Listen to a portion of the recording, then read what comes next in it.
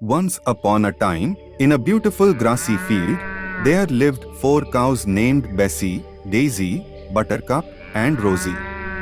They lived together and were the best of friends, always grazing and playing in the fields. One day, a lion named Leo came to the field looking for food. The cows were afraid of him, but Leo promised not to harm them if they let him live in the field with them. The cows were hesitant at first, but they decided to give Leo a chance. As time passed, the cows and Leo began to bond.